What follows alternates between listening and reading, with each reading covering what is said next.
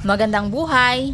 Ngayong araw ay susubukan kong ipakain itong aking ginawang fermented banana trunk sa aking mga alaga at titingnan natin kung magugustuhan nila ito. Eksaktong 1 linggo ay gumawa ako nito at kung gusto nyo po nga panuorin kung paano gumawa ng fermented banana trunk ay ilalagay ko ang link sa description box at sa comment section sa ibaba. Mahalagang paalala, kailangang gumamit tayo ng plastic gloves sa paghalo dito sa ating fermented na banana trunks.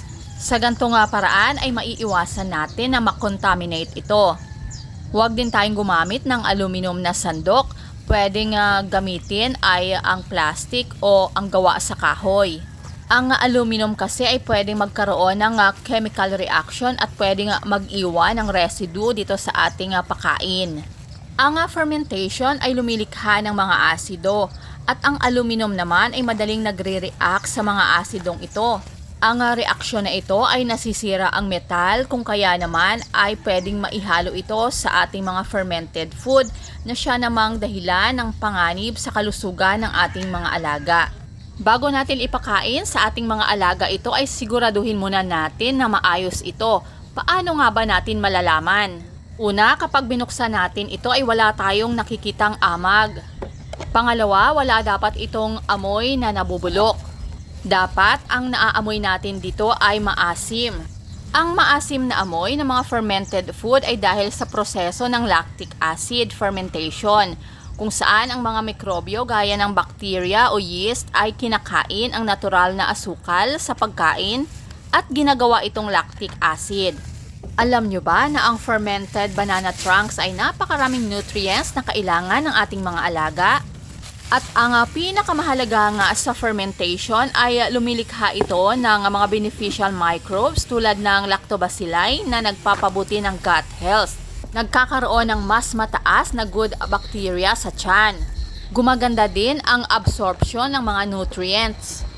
At syempre, sa paggawa ng mga fermented food ay siguradong makakatipid tayo sa pagkain. Mahalaga nga paalala, ang pagbibigay ng mga fermented food sa ating mga alaga ay dapat nasa tamang dami lang. Lalo na nga sa ating kambing para maiwasan ang bloating at maaaring maging sanhi ng pagtatae. Pwede tayong magbigay ng 20 to 30% ng kanilang buong pagkain sa isang araw. Dahil ang mga kambing ay mga ruminants, dapat ay nakakakain sila ng damo kagaya ng napier, ipil-ipil at madre de agua. Mahalaga din ang tamang oras ng pagbibigay ng mga fermented food sa ating mga alagang kambing. Pwede natin silang bigyan ng mga fermented food sa umaga o bago pa man sila kumain ng damo sa tanghali. Ganon din pagkatapos nilang kumain sa hapon. Sa gantong paraan ay maa-absorb nila ng maayos at tama ang mga nutrients sa kanilang mga kinakain.